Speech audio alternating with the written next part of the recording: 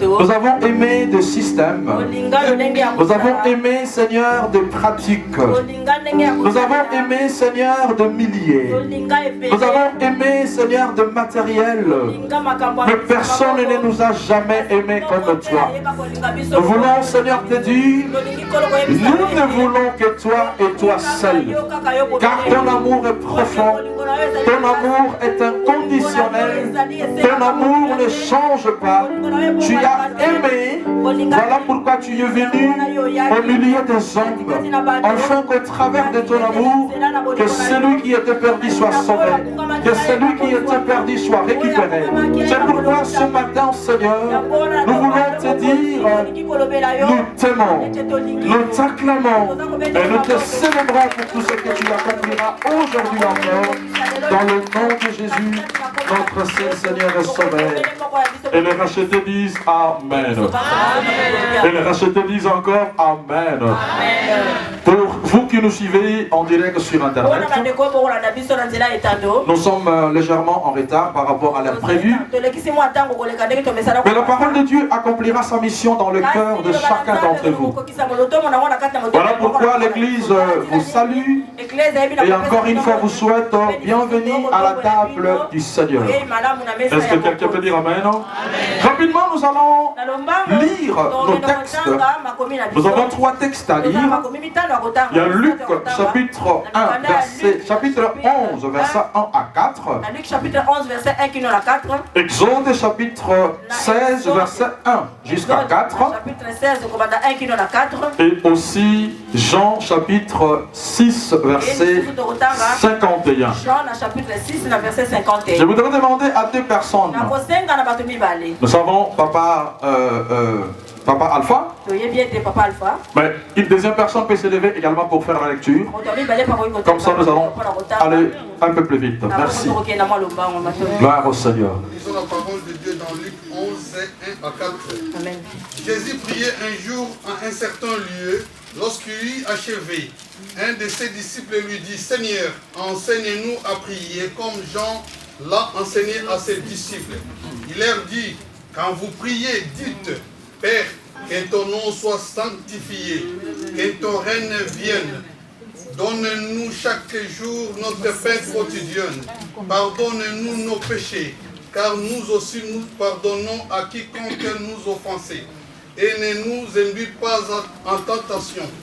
Il leur dit encore, s'il les trouvait au milieu de la nuit, lui dire, Ami, prête-moi 3 pains. La parole du Seigneur. Amen. Nous allons dans Exode, chapitre 1. Merci. Toute l'assemblée des enfants d'Israël partit d'Élim, et ils arrivèrent au désert de Sin, qui est entre Élim et Sinaï, le 15e jour du second mois après leur sortie du pays d'Égypte. Et toute l'assemblée des enfants d'Israël murmura dans le désert contre Moïse et Aaron.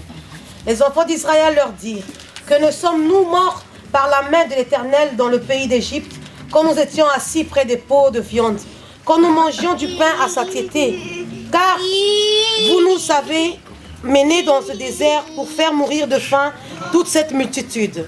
Verset 4, l'Éternel dit à Moïse, voici, je ferai pleuvoir pour vous du pain, du haut des cieux. Le peuple sortira et en ramassera jour par jour la quantité nécessaire, afin que je le mette à l'épreuve et que je vois s'il marchera ou non selon ma loi. Amen. Après avoir écouté la parole sur aujourd'hui le salut est entré dans ta maison,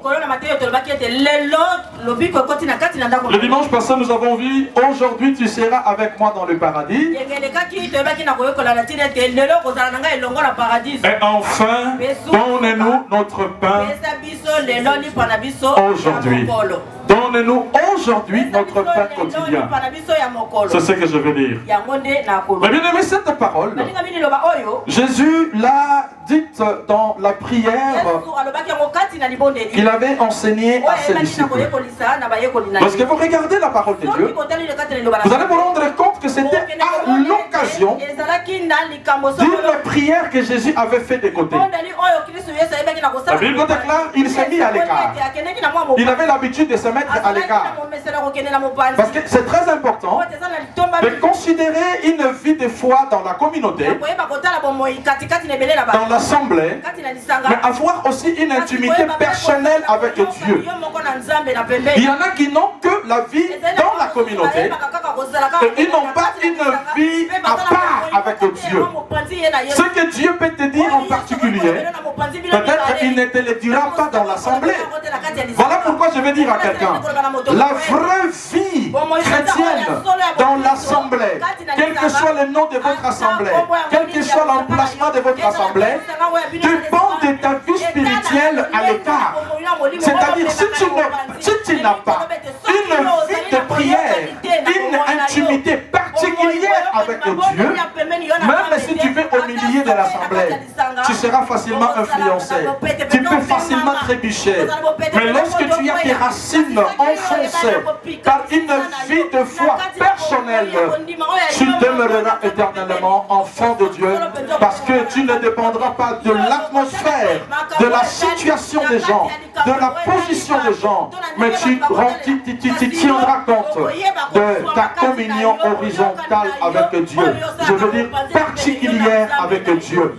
Alors Jésus s'était mis à l'écart parce qu'il avait l'habitude de se mettre à l'écart pour prier. Et d'ailleurs, des fois, la Bible dit, dans le matin, quand il faisait encore sombre, lorsque les disciples avaient l'habitude de prendre leur grâce matinale, de prolonger, Jésus lui sortait et il allait prier dans un endroit désert. Alors Jésus était en train de prier et du coup les disciples ont été impactés par cette prière.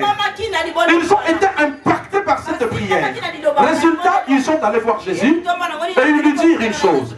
Seigneur, apprends-nous à prier. Il y a une chose que je vais attirer votre attention, c'est qu'ils étaient avec Jésus. Je ne sais pas depuis combien de temps, mais ils ne savaient pas encore prier.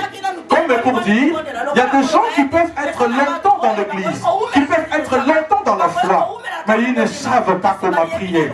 Mais heureusement, dans leur humilité, ils sont allés voir Jésus et ils lui ont dit, Seigneur, apprends-nous à prier. Beaucoup de chrétiens se retrouvent au milieu de gens. Lorsque les autres disent Alléluia, lui aussi dit Alléluia. Lorsque les autres acclament, lui aussi acclame. Et pourtant, il est important que tu sois humble et dire, je n'ai pas une vie de prière stable qui peut m'aider enfin d'avoir une vie de prière stable. Ils ont vu Jésus et ils se sont dit, mais non, sa manière de prier, on n'a jamais remarqué ça. Nous voulons changer de niveau. Nous voulons monter. Alors Seigneur, apprends-nous à prier. Est-ce que quelqu'un peut dire, Seigneur, apprends-moi à prier? Parce que des fois, nous pensons être dans le bon. Nous croyons être assis devant Dieu. Mais en réalité, quand le Seigneur nous regarde, il dit, ils n'ont pas encore atteint le niveau. Et je pense que Jésus l'a fait exprès. Il se mit de côté dans le seul objectif que lorsqu'ils le verront prier, qu'ils puissent avoir envie de prier. Je vais vous dire une chose. Notre prière doit impacter ceux qui sont autour de nous.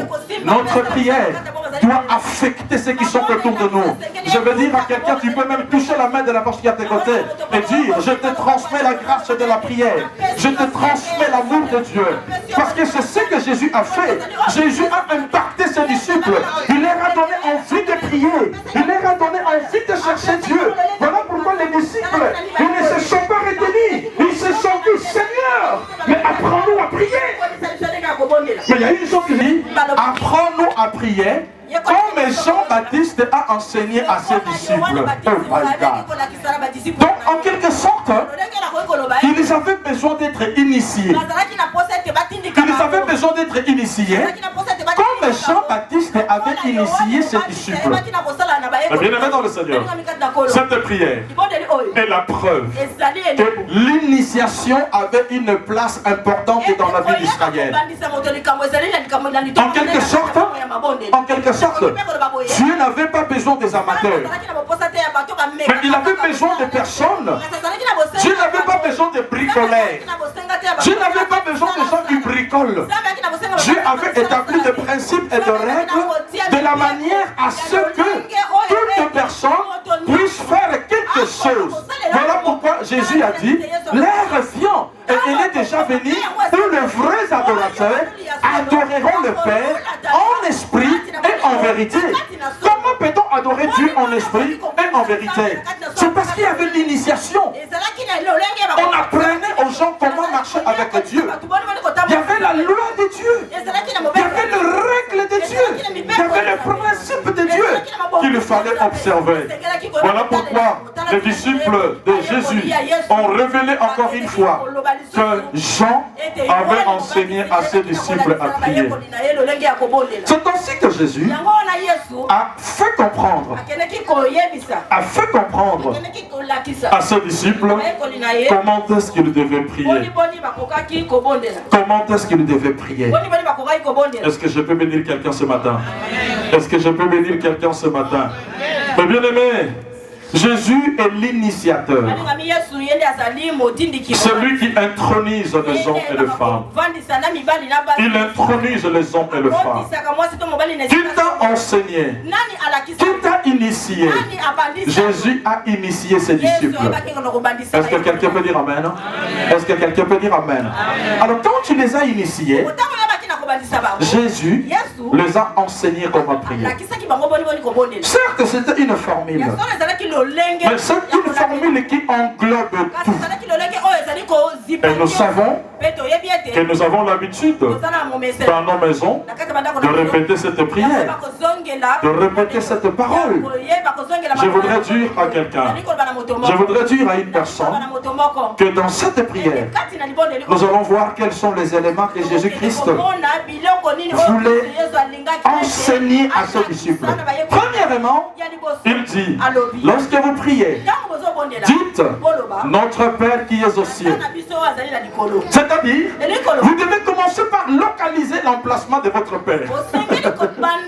Notre Père qui est aux cieux. La localisation du Père. Je sais que dans certaines traditions, pour que leur prière soit exaucée, ils doivent se tourner là où il y a le lever du soleil, ou peut-être là où il y a le coucher du soleil. Ils ont besoin de localiser leur Dieu. Je voudrais dire en quelque sorte, nous sommes arrivés dans une période où même le monde a besoin de GPS pour localiser quoi que ce soit. Dieu a besoin d'être localisé pour que nos prières lui parviennent. A besoin d'être localisé. A besoin d'être localisé. Non, pas mon Sikaza. Afin que nos prières lui parviennent. Voilà pourquoi Jésus a dit, lorsque vous priez, dites notre Père qui est aux cieux. Il est dans le ciel pourquoi? C'est pour régner sur toute la terre. Il est dans les cieux pour voir tout ce qui se passe sur la terre. On est tout ce que l'on voit sur cette terre. Deuxièmement, il dit, dites que ton nom soit sanctifié. Parce que la nature de Dieu est le sainte. Lorsque vous priez, ne priez pas comme si vous vous adressez à n'importe qui. Vous vous adressez à un saint. C'est pourquoi quand vous parlez, vous dites notre Père qui est dans le ciel, que ton nom soit sanctifié. Et l'apôtre Paul, quand il viendra, il dit que celui qui s'approche de Dieu croit que Dieu existe et qu'il est le rémunérateur de celui qui le cherche. Mais encore, il continue en disant que celui qui s'approche de Dieu se sanctifie car Dieu est saint. C'est en référence à la prière de notre Père qui est dans les cieux. Il est saint et quand on l'approche, on doit se sanctifier. Raison pour laquelle, si tu es un obstacle, tu ne peux pas t'approcher de Dieu. Jésus a dit, tu dois d'abord régler cette affaire. Parce que notre Père est saint, mais aussi il est dans le ciel.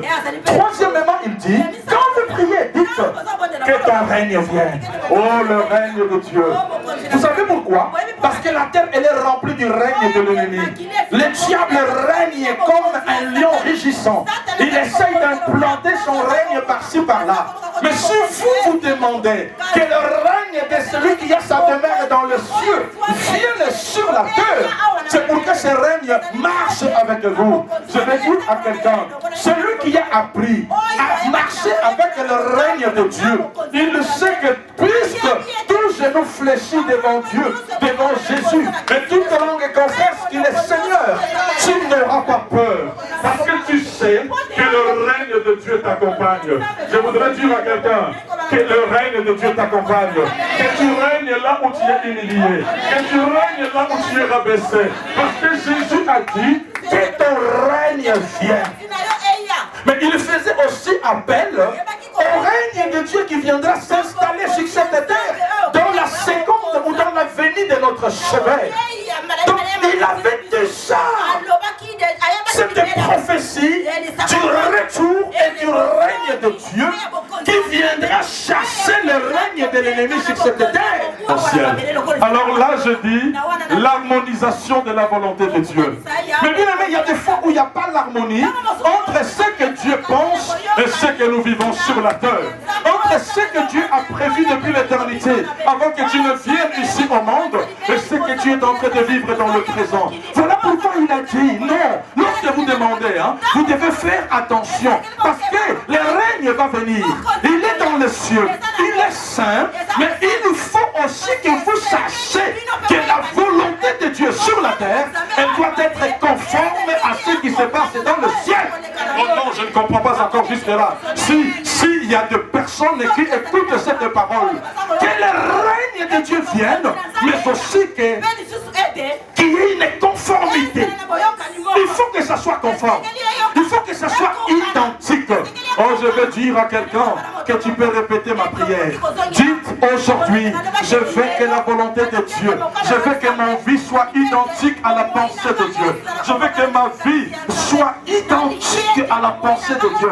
L'harmonisation de la volonté de Dieu entre ce que je vis, entre ce que je vis et ce que Dieu pense, je trouve que c'est vraiment harmonieux. Cinquièmement, il dit lorsque vous priez, reconnaissez que vous êtes faible. Il dit pardonne nos péchés, comme nous pardonnons à ceux qui nous ont offensés. Et il continue en disant, dites encore, ne nous livre pas à la tentation, mais protège-nous. Il voulait à ce que le peuple de Dieu comprenne la nécessité de la protection contre la tentation et le tentateur. La nécessité de la protection de Dieu contre la tentation et les tentateurs. Est-ce que quelqu'un peut dire Amen? Il y a des gens qui marchent sur ce monde, vaille que vaille, ils ne savent même pas. Ils ne savent même pas que le plan de l'ennemi existe. La Bible dit le diable rôde comme un lion rugissant, cherchant qui dévorer. La protection de Dieu, elle est là. Mais nous devons aussi savoir que les plans de l'ennemi aussi sont là. Mais demandez la protection de Dieu. C'est pourquoi Jésus a dit, lorsque vous priez, dites, préservez-nous du mal et ne nous livre pas à la tentation. Quelqu'un peut dire Amen. Et pour finir, allez, j'ai dit pour finir, parce que ce point, je les ai pris d'une manière aléatoire. C'est-à-dire que je n'ai pas commencé par le premier, le deuxième et le troisième. Non, non. C'est de manière aléatoire. Jésus dit, lorsque vous priez, dites, donnez-nous aujourd'hui notre pain quotidien. Et c'est ça notre thème d'aujourd'hui. Est-ce que quelqu'un veut être béni? Est-ce que quelqu'un veut être béni? Il dit, reconnaissez la place du pain quotidien. Et vous avez besoin de demander ce pain aujourd'hui. Pourquoi vous avez besoin de ce pain aujourd'hui? Parce que grâce à ce pain, vous aurez toujours ce que vous allez manger demain et ce que vous allez manger après-demain. Mais bien aimé, pourquoi Jésus n'a pas dit donnez-nous notre femme aujourd'hui? Pourquoi Jésus n'a pas dit donnez-moi mon mari aujourd'hui? C'est parmi les choses dont nous avons besoin, non? C'est parmi les choses dont nous avons besoin. Qui n'a pas besoin d'avoir son hélicoptère personnel? Il y a encore un autre problème, il faut avoir un terrain pour pouvoir le garer. Qui n'a pas besoin d'avoir son avion personnel? Mais bien aimé, si ceux qui ont des avions, ils savent les garer, c'est que moi aussi j'aurai une place pour garer mon avion. Alors Jésus pouvait aussi dire, quand vous priez, dites, donne-nous notre maison quotidienne. Il pouvait aussi dire, donne-nous notre... Lorsque vous priez, dites, donne-nous notre mariage. Il pouvait aussi dire, quand vous priez, donnez-nous notre voiture. Mais bien aimé dans le Seigneur, c'est parce que Jésus voulait délivrer un message. C'est parce que Jésus voulait délivrer un message. Mais bien aimé dans le Seigneur, la place du pain dans la vie. La Bible parle premièrement du pain dans le livre de Genèse. Dans le livre de Genèse, lorsque le peuple avait péché, ils ont été mis en dehors du jardin.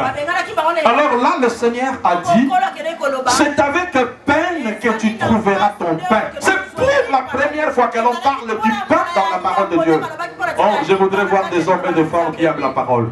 C'est pour la première fois que l'on parle du pain dans la parole de Dieu.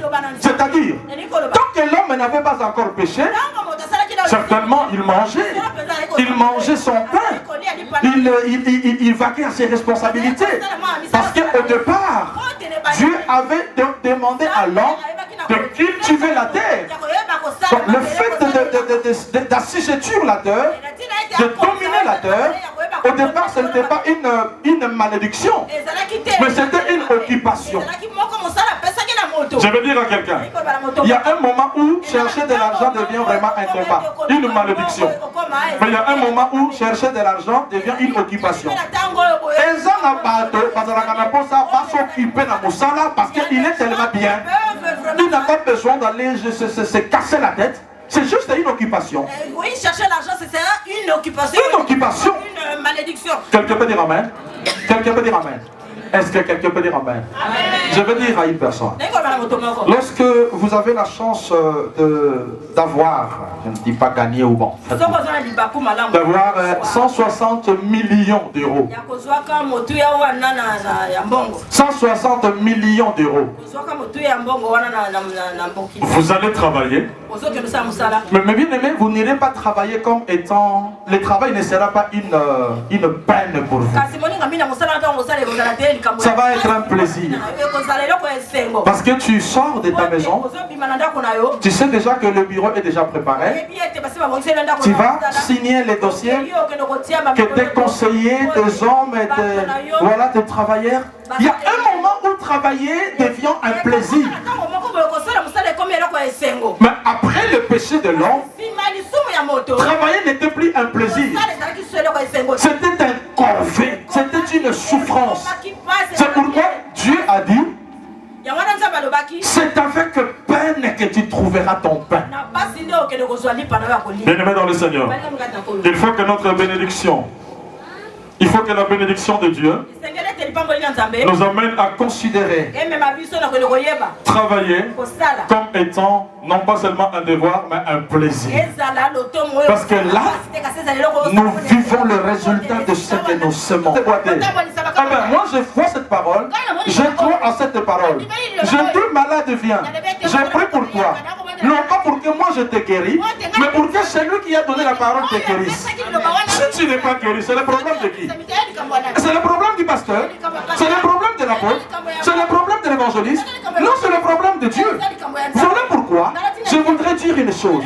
Lorsque tu connais la situation dans laquelle Dieu te met, à moins que tu te sois mis toi-même dans cette situation, mais si c'est Dieu qui te met dans cette situation, tu dois revendiquer.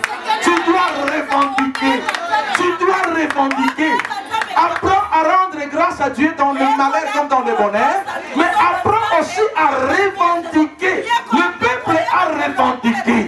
Il a dit, nous mangeons nos viandes, nous mangeons nos légumes, parce que nous avions la facilité de berger, la facilité de paître, la facilité de semer. Mais dans le désert, où est-ce qu'on va s'aimer? Dieu, c'est toi qui nous a mis dans cette responsabilité. Moïse, toi, parle à ton Dieu. Parle à ton Dieu. Mais bien aimé dans le Seigneur, ce n'est pas de l'impolitesse de dire à Dieu que je ne suis pas content de cette situation. Jésus lui-même d'ailleurs a dit, si cela est possible que tu éloignes de moi cette coupe, mais toutefois, non pas ma volonté, mais que ta volonté. Je te mon sentiment à moi. Je te fais comprendre ce que moi je ressens.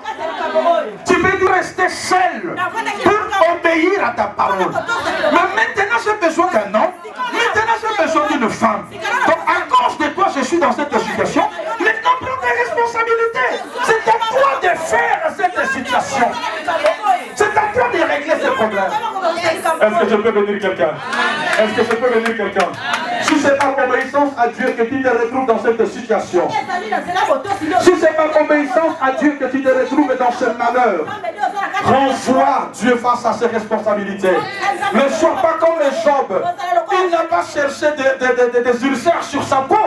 C'est Dieu lui-même qui a vu Satan se promener. Et d'ailleurs, Satan n'a pas été auprès de Dieu pour dire est-ce que tu me vois? Non. C'est Dieu lui-même qui a dit, et il a commencé à dire, as-tu vu mon serviteur Job? Donc Job de ce côté, il était innocent. Aïe, qui est l'autre côté. Dieu lui-même a collaboré avec Satan. Mais toi, tu m'as présenté. Et je me retrouve avec les ulcères. Enfin, Job se met encore à se lamenter. Non, je ne me lamenterai pas. C'est toi qui m'as mis dans cette situation. Viens et fais ce que tu as à faire. C'est toi qui m'as amené dans cette situation. C'est pourquoi Dieu a reproché Job. Il dit, mais pourquoi tu te plains? Mais pourquoi tu te plains? Est-ce que quelqu'un veut dire amen? Israël était dans ses droits. Donc on était en Égypte, maintenant on est dans le désert. On ne sait pas s'aimer. Qu'est-ce que tu as à faire, Moïse? Parle à ton Dieu. C'est pourquoi ils ont été très expressifs dans leur langage. Nous mangeons la viande. On était bien là. On buvait notre lait. On prenait nos confitures là. Nos fromages. Mais maintenant on est dans cette situation parce que toi tu es venu avec ton message. Tu es venu avec ton message que Dieu m'a dit, nous devons sortir. Ok, nous avons vu la main de Dieu, mais ce que nous avons vu là, cela préparait aussi le bonheur à venir. Si maintenant nous vivons un malheur, Moïse parle à ton Dieu. Alors c'est maintenant l'occasion de parler maintenant d'un autre pain et le pain d'un autre genre. Le pain d'un autre genre. Lorsque Jésus dit, dites, donne-nous aujourd'hui notre pain quotidien, c'est parce qu'il sait qu'autrefois son père avait l'habitude de pourvoir pour un peuple qui ne savait ni semer, qui ne savait ni récolter, un peuple qui était dépendant de Dieu, dépendant de Dieu. C'est-à-dire, ils étaient entre le désert et Dieu. S'ils allaient vers le désert, ils allaient sécher. Donc la deuxième possibilité, c'est de courir auprès de Dieu. Résultat, Dieu a pris ses responsabilités et il leur a donné le pain pendant 40 jours. Pendant 40 jours. Pendant 40 jours. Non, pendant 40 ans. Je m'excuse. Pendant 40 ans. Pendant 40 ans, le peuple a mangé son pain. La Bible déclare, tous les matins, dans les collines, la gloire de Dieu était descendue. Le pourvoyeur avait apporté son pain. Vous savez pourquoi le pourvoyeur a apporté le pain? Parce que le peuple était dans ce droit. Parce que le peuple ne pouvait pas semer. Il ne pouvait pas semer. Dans le désert, on ne sème pas. En plus, on est pèlerin. On est en voyage. On n'a pas le temps. Il y a que l'on a. Donc nous devons aujourd'hui compter que sur toi. Alors Dieu a pris ses responsabilités. Je dis à quelqu'un, pour la vie de tous les jours, pour la vie de tous les jours, pour la vie de tes enfants, pour la vie de tes petits-enfants, l'Éternel prendra ses responsabilités. Dieu prendra ses responsabilités. Dieu a pris ses responsabilités. Il leur a donné le pain. C'est pourquoi, avant de parler de ce pain, Jésus était face à des gens qui s'inquiétaient sur leur lendemain. Il leur dit, les oiseaux ne sèment et ni ne moissonnent. Mais c'est l'image d'Israël qui ne pouvait pas semer dans le désert. Et pourtant, quand même ils ne sèment ni ne moissonnent, ils mangent. Ils mangent. Et bien aimé dans le Seigneur, Dieu a pourvu. Il a pourvu. Mais je voudrais vous dire d'où vient le nom de la manne. Parce que ce pain qui était descendu du ciel, que Dieu avait donné, elle s'appelait la manne. En réalité, cette manne, elle est presque une expression Le pain de tous les jours que Dieu donnait à Israël était une surprise. Parce que le peuple parlait de la viande. Il parlait de la viande. Il parlait de la viande dans leur réclamation. Mais le matin, il retrouve la nourriture, une subsistance blanche qui ne vient pas d'une boulangerie de Bruxelles ou de, je ne sais, mais qui descendait du ciel. Et du coup, le peuple disait, Manou. Dis simplement. Le peuple disait Manou. Comme cela veut dire, comme il voulait dire, qu'est-ce que c'est là? Qu'est-ce que c'est là? Est-ce que je peux bénir quelqu'un? Est-ce que je peux bénir quelqu'un? Mais bien aimé, imaginez. Parce que là, c'est en hébreu. Hein? Et dans les langues antiques. Il y a parmi nous les bandibou. Hein? Les gens de Banzangongo par exemple. Il y a parmi nous les gens de Banzakongo. Il y a parmi nous, n'est-ce pas, les gens du Cameroun. Imaginez-vous que c'est vous qui vous levez le matin. Il y a des balouba parmi nous. Hein? Comme Maman Bibiche qui est là derrière. Imaginez-vous que vous vous levez le matin. Il y a des batétés là parmi nous. Comme Maman Dina. Comme Maman Chako. Imaginez-vous que vous vous levez le matin. Imaginez-vous que vous vous levez le matin. Il y a les Maoyo parmi nous. C'est-à-dire les gens de Kabinda. Imaginez-vous que vous vous levez le matin. Israël disait qu'est-ce que c'est là?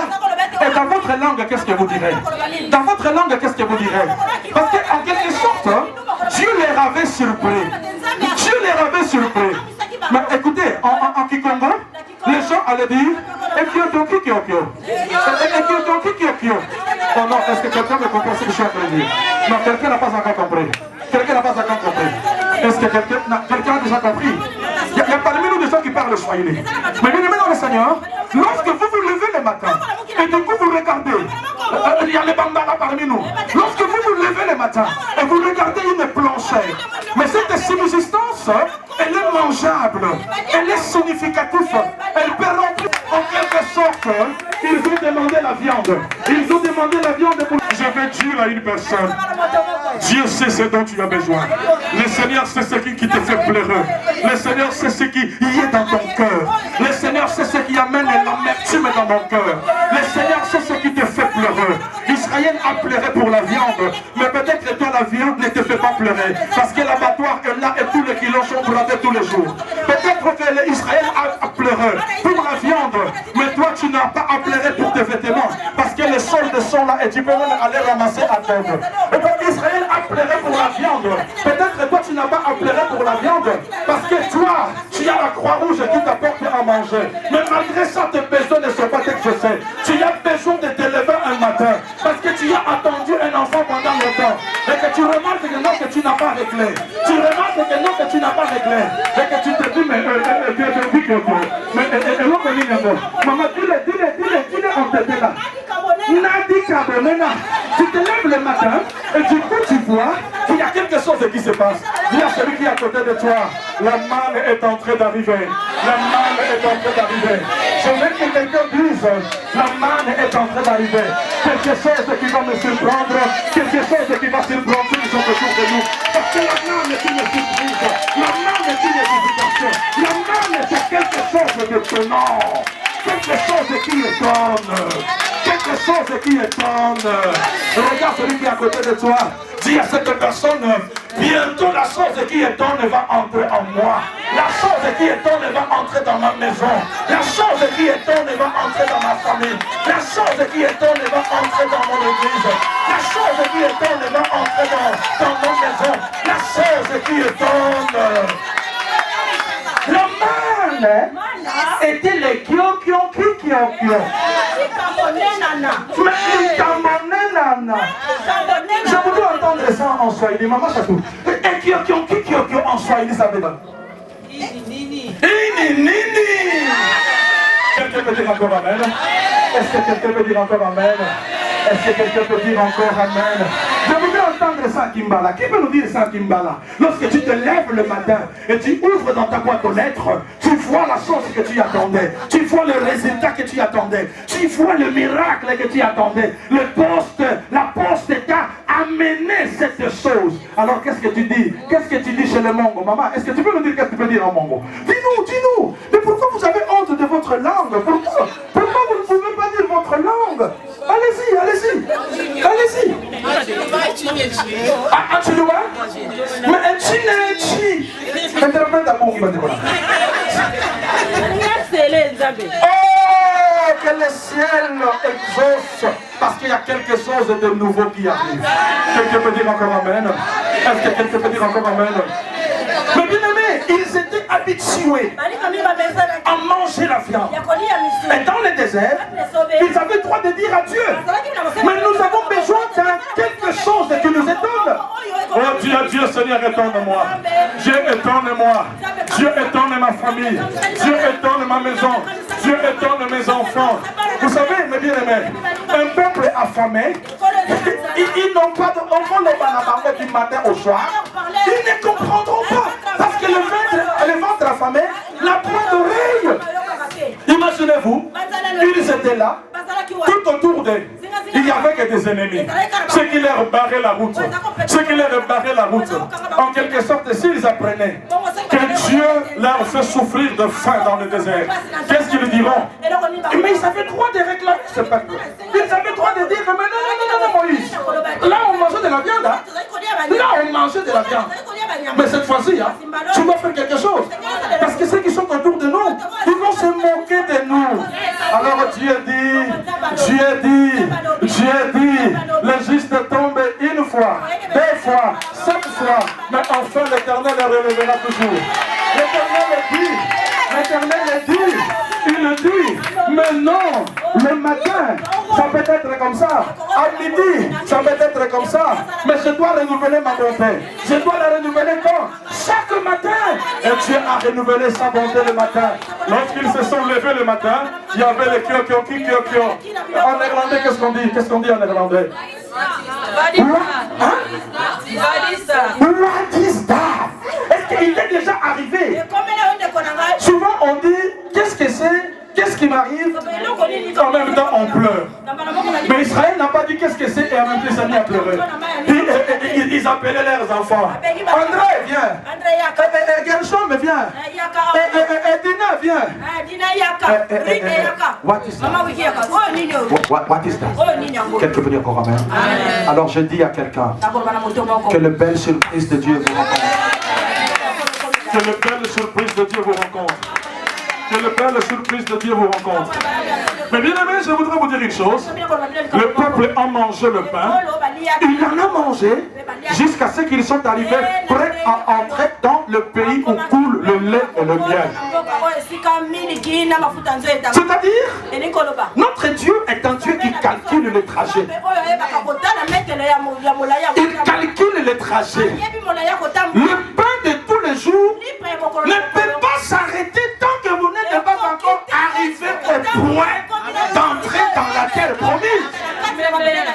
Je voudrais dire une chose. David avait raison. Quand tu le dis, j'ai été jeune. Et j'ai vieilli. J'ai été jeune et j'ai 50 ans. J'ai été jeune et j'ai 62 ans. J'ai été jeune et j'ai 66 ans. J'ai été jeune, j'ai 70 ans. J'ai été jeune et j'ai vieilli. Je n'ai jamais vu un juste abandonné. Je n'ai jamais vu un juste abandonné. Pourquoi? Parce que le pain de tous les jours, l'Éternel leur apporte cela tous les jours. Mais il n'a pas dit seulement que dans sa vieillesse, il n'a pas vu, mais il a regardé dans les postérités. Dans les postérités, il a dit, non pas seulement que j'ai vieilli, je n'ai jamais vu un juste abandonné, ni sa postérité mendiant un pain. Vous savez pourquoi? Parce que le pain que Dieu donne, il n'est pas seulement pour régler les problèmes d'aujourd'hui, pas seulement les problèmes de notre génération, mais le pain que Dieu donne, il règle les problèmes des générations futures. Voilà pourquoi je dis à quelqu'un, n'ayez pas peur pour ton enfant. N'ayez pas peur pour ton futur. N'ayez pas peur pour tes petits-enfants. Je sais que le jour viendra où tu partiras dans la gloire de Dieu. Mais les générations après toi, des gens qui seront du pain quotidien, le pain de Dieu leur sera accordé. Lorsque toi tu fermeras les yeux, lorsque toi tu ne pourras plus travailler, lorsque toi tu n'auras plus la force de leur parler, le pain de Dieu pourvoira pour eux. La main de Dieu pourvoira pour eux.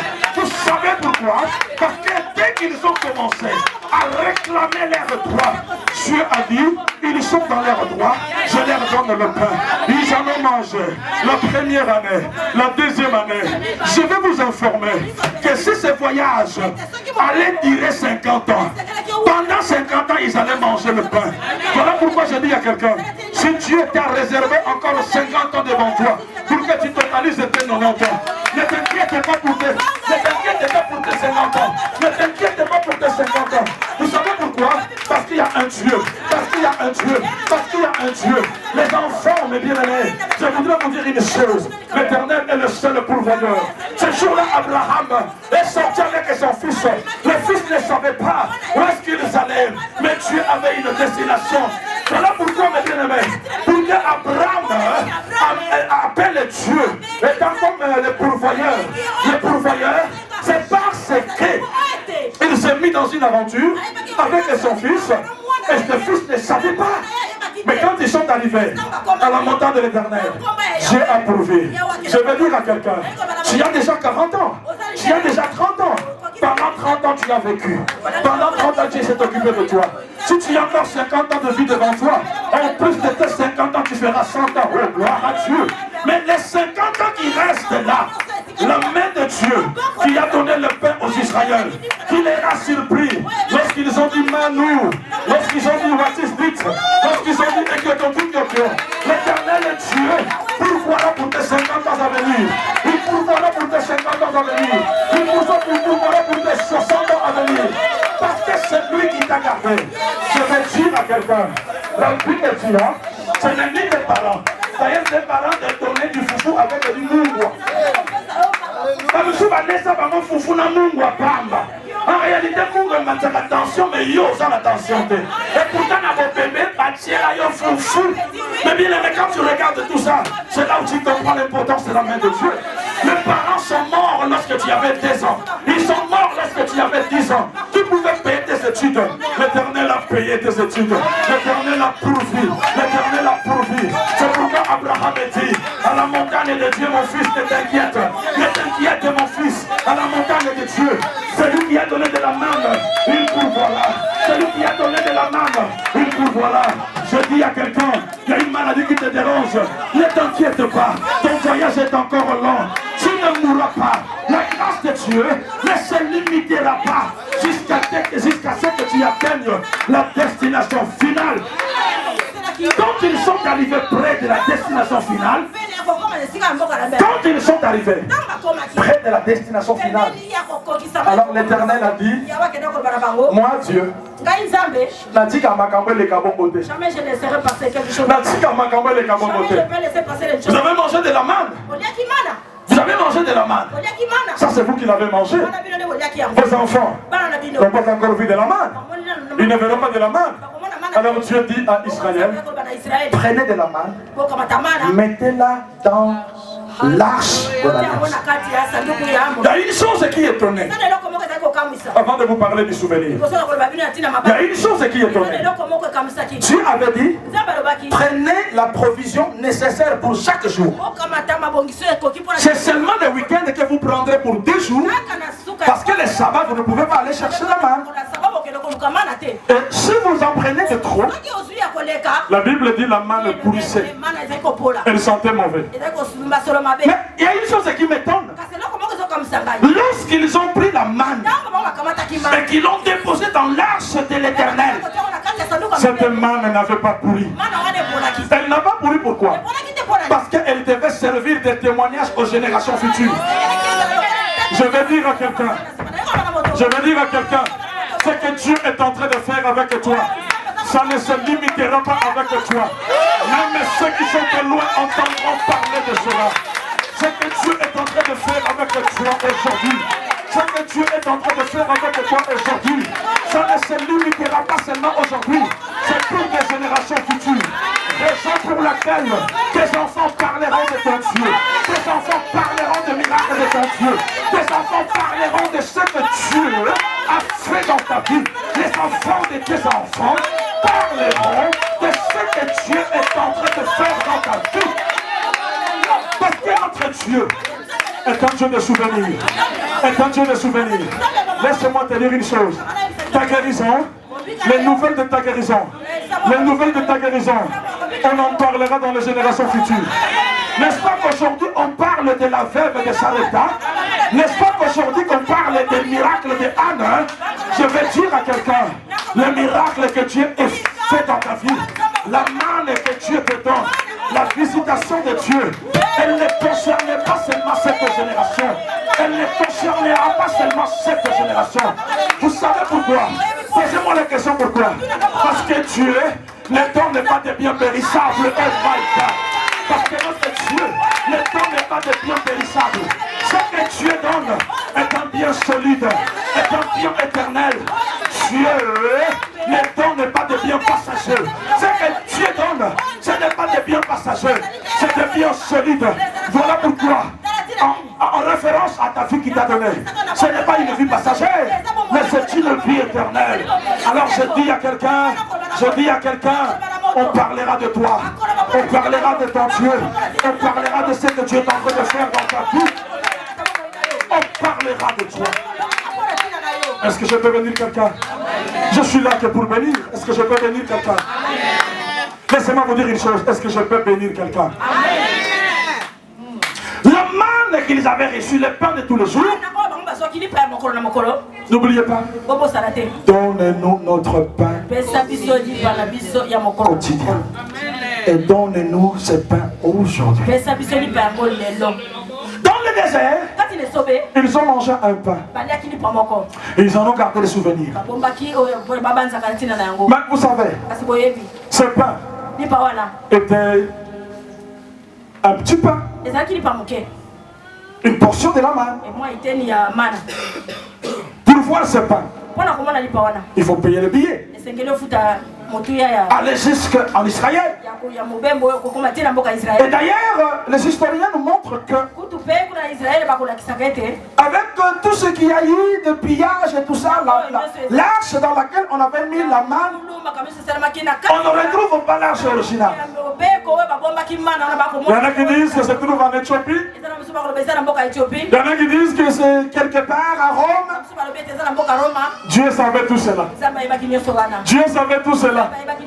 Il savait que les Congolais, il faut avoir du mal pour aller rencontrer la manne. Il savait que les Belges, ils n'auront pas assez de moyens pour payer les billets pour aller jusqu'en Israël, aller rencontrer cette manne. C'est pourquoi Dieu a décidé. Il dit, de la manière dont le pain descendait du ciel, je vais faire descendre un pain. Mais ce pain-là, on n'aura pas besoin de payer les transports pour aller les rencontrer. Ce pain-là, on n'aura pas besoin de prendre des voyages pour aller les rencontrer. Parce que ce pain-là, il va le déposer dans le cœur de qui va le en lui. Voilà pourquoi Jésus a dit, vos pères ont mangé le pain dans le désert et ils sont morts. Mais moi, je suis le pain qui est descendu du ciel. Je suis le pain qui est descendu du ciel. Raison pour laquelle je m'en vais vous dire que le pain dont Jésus a parlé, c'est sa propre personne. Quand il dit, demandez votre pain quotidien, il voulait simplement dire, demandez votre Jésus quotidien. Parce que Jésus, c'est lui le pain. Demandez votre Jésus quotidien. Demandez votre Jésus quotidien. Il y en a qui sont des André quotidiens. Il y en a qui sont des Roger quotidiens. Il y en a qui sont des Soba quotidiens. Mais Soba quotidien se déplace. Soba quotidien, il peut aller en voyage. Roger quotidien, des fois, il part au travail. Mais Jésus quotidien. Jésus quotidien. Jésus quotidien. Il dort avec toi. Il se réveille avec toi. Lorsque tu fais un pas, il vient avec toi. Lorsque tu t'arrêtes, il s'arrête avec toi. Recevez le pain quotidien. Recevez le pain quotidien. Recevez